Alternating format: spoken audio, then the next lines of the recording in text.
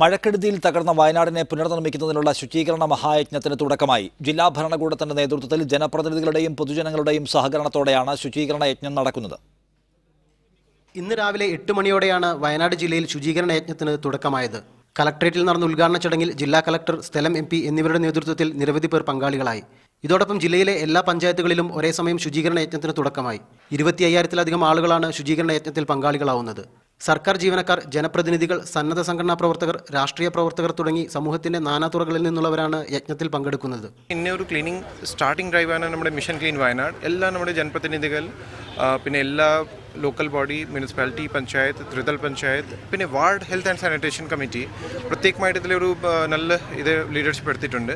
ജനങ്ങളും ഉദ്യോഗസ്ഥരും സാമൂഹ്യ പ്രവർത്തകരും എല്ലാവരും കൂടെ ഒത്തൊരുമിച്ച് നിൽക്കുന്ന ഒരു കൂട്ടായ്മയോടുകൂടി കേരളത്തിൻ്റെ ഒരു പുനഃസൃഷ്ടിക്കായിട്ട് കക്ഷി, രാഷ്ട്രീയ, ജാതി, മത വ്യത്യാസങ്ങളില്ലാതെ ഓരോ പ്രദേശങ്ങളിലും യജ്ഞത്തിൽ പങ്കാളികളാവേണ്ടവരാരെന്ന് ജില്ലാ ഭരണകൂടം കൃത്യമായ നിർദ്ദേശം നൽകിയിട്ടുണ്ട്. സർക്കാർ ജീവനക്കാർ ഓഫീസ് സ്ഥിതി ചെയ്യുന്ന വാർഡുകളിലാണ് ശുചീകരണ യജ്ഞത്തിൽ പങ്കാളികളാവുന്നത്. വേസ്റ്റ്, പ്ലാസ്റ്റിക് കുപ്പികൾ, മറ്റ് പ്ലാസ്റ്റിക്കുകൾ, ജൈവമാലിന്യങ്ങൾ എന്നിവ വെവ്വേറെയാണ് ശേഖരിക്കുന്നത്.